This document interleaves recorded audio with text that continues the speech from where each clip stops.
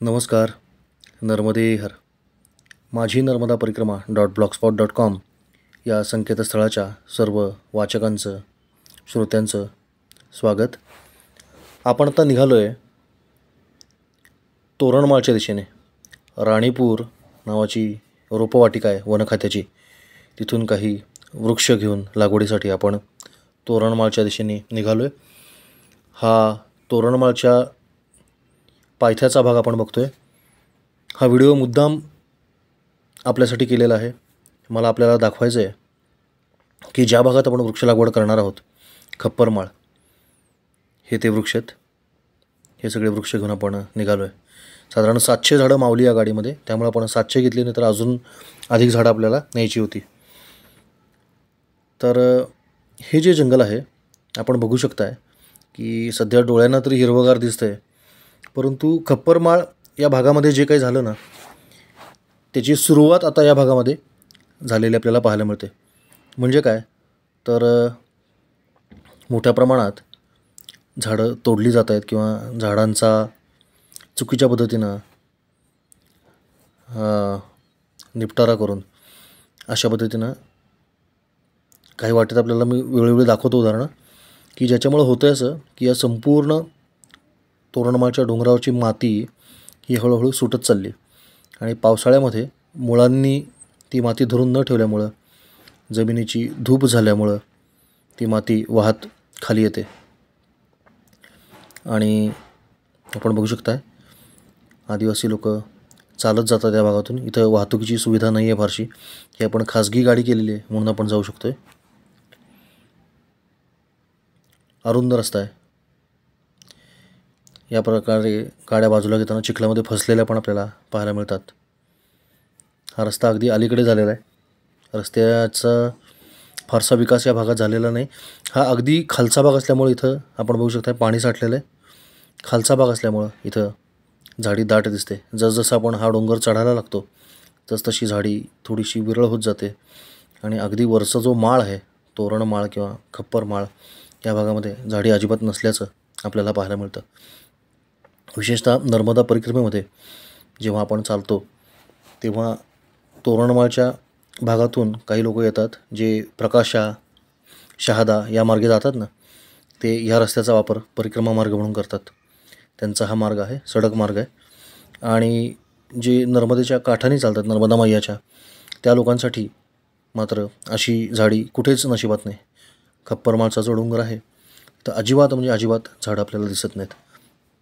इथं थोडीफार झाडं आहेत, ही अतिशय विरळ झालेत. आपण बघू शकताय, हे बघा, हळूहळू झाडं कशी विरळत चालली आहेत. तोडलेली पडलेली झाडं आपल्याला दिसतात. पूर्वी इथं खूप घनदाट झाडी होती असं इथले स्थानिक लोकच सांगतात, की आत्ता जशी विरळ झाडांची खोडं दिसतात तसं पूर्वी दिसायची नाहीत. हे बघा, मोठी मोठी झाडं अशा पद्धतीनं तोडलेली आहेत किंवा तुटलेली आहेत आणि त्यामुळं मोठ्या प्रमाणात इथं भूस्खलनाचे प्रकार होत आहेत.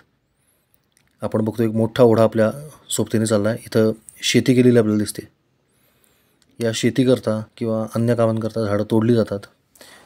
जळणासाठी लाकूड म्हणूनसुद्धा या झाडांचा वापर केला जातो. या ओढ्याला आपण बघू शकताय पाणी यायला सुरुवात झालेली आहे आणि मोठ्या प्रमाणात वाहून आलेली झाडं या ओढ्यामध्ये आपल्याला दिसतात.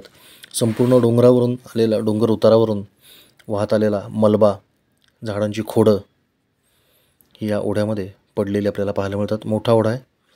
संपूर्ण मार्ग हा आपल्या सोबत चालणारा ओढा आहे. इथे एक वैशिष्ट्य आहे, या ठिकाणी एक देवीचं स्थान आहे. तर इथे प्रत्येक गाडीवाला थांबतो आणि अतिशय थंडगार असं या हापशाचं पाणी हे लोक पितात. आता आपल्या गाडीचा सुद्धा जो चालक आहे कमलेश, छोटी मुलं बघा खेळत आहेत, मजेशीर खेळ चालले आहेत त्यांचे. आणि हे आहेत आपले दिनेश फोदला पावरा. हे गाडीवरून जाताना राणीपूरला आम्ही दोघं एकत्र गेलो होतो दुचाकीवर, आणि आता या ठिकाणी हा दिनेश आपल्यासोबत दुचक्रीवर येतो आहे. नर्मदे हर दिनेश. आता मस्तपैकी थंडगार पाणी पिलं जाईल आणि गाडी आता खप्परमाळच्या दिशेने जाताना तोरणमाळचा घाट आधी चढते, 7 पायरी घाट. तर त्या घाटावरती जाताना गाडी गरम होते, खूप खडा चढ आहे. म्हणून बहुतांश गाडीवाले या ठिकाणी थांबून गाडीचं हवा पाणी सगळं तपासून घेतात. आपण जर बघितलं तर आदिवासी मुलांचे खेळ बघा कसे चाललेत. एक छोटीशी गाडी बॉल बेरिंग्स वापरून त्याने केलेली, 3 बॉल बेरिंग वापरले त्या मुलांनी आणि उतारावरनं जोरात महामार्गावरनं जोर, त्यांना कशाची भीती नाही, बिंदास खेळ चाललेला आहे. आणि उजव्या बाजूला जे जंगल दिसतं ना आपल्याला उतरलेलं कमी झालेलं, तिथं शेती करण्याचा प्रयत्न झाला आहे. त्याच्यामुळं झाडं तोडून ते जंगल साफ करण्यात आलं आहे. हे बघा गाडी गार करायची पद्धत बघा यांची. थेट बॉनेटवर पाणी मारलं. मा नर्मदे असं आपल्या गाडीवर लिहिलेलं आहे. चिखली पुनर्वसन नावाचं गाव आहे जे मैयाच्या काठावर होतं. धरणामध्ये गेल्यामुळे त्याचं पुनर्वसन या ठिकाणी म्हसावत जवळ झालेलं आहे. त्या म्हसावत गावामध्ये आपण बघू शकताय हे सगळे पावरा आदिवासी लोक आहेत. जीपच्या टपावरती 10-12 लोक बसलेले आपल्याला दिसतात. अशा पद्धतीनं धोकादायक पद्धतीनं प्रवास करायची पद्धत इकडं आहे.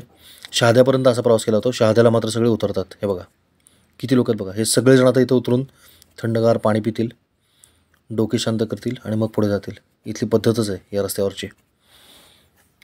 आपल्याबरोबर भादल या महाराष्ट्रातल्या अखेरच्या गावातला एक युवक बसला आहे. तोही पावरा तरुणच आहे. आता बघा हा ओढा या बाजूला आला आहे. आता या ओढ्यामध्ये किती प्रचंड प्रमाणात गाळ आहे हे आपल्याला दिसेल. सुपीक माती डोंगरावरनं वाहून आलेली, वर्षानुवर्ष डोंगरामध्ये पालापाचोळा पडून मुळामध्ये, झाडांच्या मुळामध्ये लिग्निन नावाचा एक घटक असतो, लिग्निन. त्या लिग्निनमध्ये प्रचंड प्रमाणात संपृक्त कार्बन असतो. झाडं तुटलेली दिसतात आपल्याला. या कार्बनमुळं मातीला काळा रंग प्राप्त होतो. तर अशी सुपीक काळी माती जी खरं तर झाडांच्या वाढीसाठी आवश्यक आहे, ती मोठ्या प्रमाणात या ओढ्यामध्ये येते. या ओढ्याचे प्रवाह ती बुजवते. या ओढ्याला येणारे जे उमाळे असतात, उसासे असतात, ते बुजवले जातात. आपण बघता या रस्त्यावरती बघा किती मोठ्या प्रमाणात इकडून तिकडे ती माती वाहत गेलेली आहे आणि मधून गाडी गेल्यामुळे रस्ता तयार झाला आहे. पण मोठ्या प्रमाणात पावसामध्ये डोंगरावरून माती वाहत येते आणि या ओढ्यामध्ये जाऊन थेट मिसळते. त्याचं हे उत्कृष्ट उदाहरण आहे हा रस्ता म्हणजे. हे बघा कशी झाडांची झीज झालेली त्या संपूर्ण भूमातेची, झाडं तुटल्यामुळं. हे बघा हे तुटून पडलेली झाडं दिसत आहेत. फार वाईट स्थितीमध्ये हे जंगल आता आलेलं आहे. बघा तुटलेली झाडं आणि वरनं वाहत आलेला प्रचंड गाळ.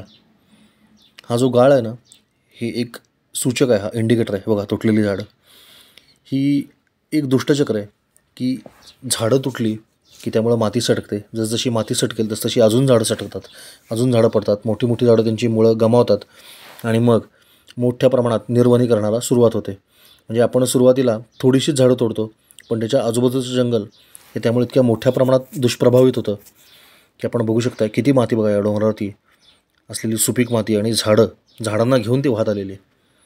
कारण एका विशिष्ट वजनाच्या पुढे गेलेलं मोठं झाड जे आहे त्याला टिकण्यासाठी खूप मजबूत मातीचा आधार लागतो. तो जर नसेल तर आपल्या वजनामुळंच, वाऱ्यामुळं ही झाडं उन्मळून पडतात आणि मग ती उन्मळून पडली की त्याच्यामुळे अजून माती सुटते आणि ती अशी रस्त्यावरती येते. या दुचाकीवाल्याची किती हाल होतात बघा. इथं फार मोठ्या प्रमाणात अपघात होतात पावसाळ्यामध्ये. स्वतः पोदल्या पावरांचा मोठा मुलगा आहे गणेश, तो अतिशय वाईट पद्धतीनं या चिखलामध्ये आपटला होता एकदा. त्याने स्वतः मला तो अनुभव सांगितला. तर हा संपूर्ण जो टापू आहे, दोन्ही बाजूनी पाणी वाहते बघा रस्त्याच्या. खरं तर हा ओढा एक मोठा, परंतु या ओढ्यामध्ये किती मोठ्या प्रमाणामध्ये सगळी गाळमाती वाहून आली आहे बघा. तुम्ही रस्त्याच्या कडेला लावलेले दगड जे असतात ना, ते पण टिकत नाहीत, अशी अवस्था आहे.